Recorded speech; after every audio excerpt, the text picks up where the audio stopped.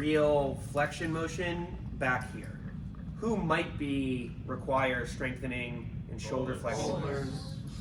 Bowlers, maybe softball pitchers. But outside of that population, the increased stress on the anterior joint capsule, because as my shoulder extends, it's getting pushed forward. And I'm applying a quick stretch. I don't really want to risk injuring my patient's shoulder joint. So we are going to be on the side here. Generally neutral position, relatively externally rotated to keep them safe. Neutral is fine. We're going to look at her full range of motion. Do you want me to pick what I'm doing? So both sides of the joint, one side of the joint, concentric, eccentric? Concentric. Both sides. So for flexors and extensors, okay. So I'll be relatively, especially if I'm doing both sides, I'm going to stay as neutral as I can here. Distal force, so I'm coming across.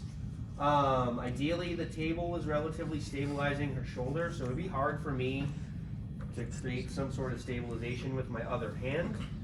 So I'm going to do the light quick stretch, and then you got to press your shoulder. And then I don't really need to do anything here. I'm going to give her a little quick stretch as I need. She's getting weaker. Push harder, push harder. There we go. And then my hand switches. Slightly off the table, quick stretch. And getting a stronger mid-range contraction. And then again, my elbow is going down. And then if we're doing eccentric, what am I doing eccentrically here? Extensors. Eccentric shoulder extensors.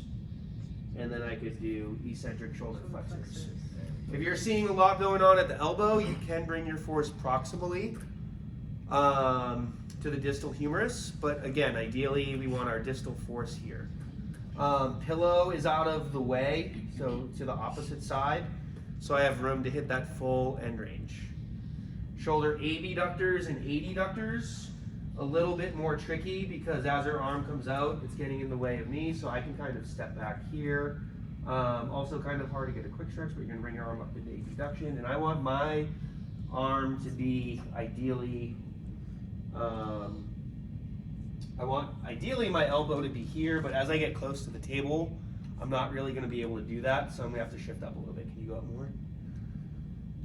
Good, and then for adductors, and then I'm kind of just moving. For me, I would definitely bring the table up so that I'm not bending as much to get my elbow in as good of a line as possible.